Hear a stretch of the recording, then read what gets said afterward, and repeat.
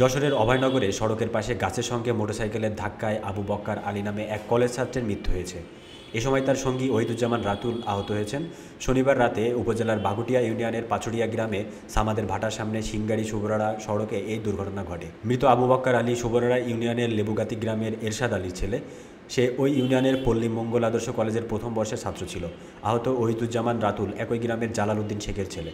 প্রত্যক্ষদর্শীরা জানান, শনিবার রাত 9:30টার দিকে বেপরোয়া গতির অ্যাপাসি 4B মোটরসাইকেল সামাদের ভাটার মোড়ে নিয়ন্ত্রণ হারিয়ে সড়কের পাশে একটি গাছের সাথে আঘাত করে। এতে মোটরসাইকেলের চালক ও আরোহী 2 যুবক গুরুতর আহত হয়। মোটরসাইকেলটি দুমড়ে মুচড়ে যায়। পরে এলাকাবাসীর সহযোগিতায় আহতদের উদ্ধার করে উপজেলা স্বাস্থ্য কমপ্লেক্সে নিয়ে গেলে কর্তব্যরত চিকিৎসক একজনকে মৃত ঘোষণা করেন। এ ব্যাপারে অভয়নগর থানার ভারপ্রাপ্ত কর্মকর্তা ওসি আব্দুল আলিম বলেন, দুর্ঘটনাস্থল পরিদর্শন করা হয়েছে, দুমড়ে মুচড়ে যাওয়া মোটরসাইকেলটি উদ্ধার করা হয়েছে। মৃত যুবকের সুরতহাল সম্পন্ন করা হয়েছে। আইনগত ব্যবস্থা প্রক্রিয়াধীন। দেখছিলাম না আমার নদীর মধ্যে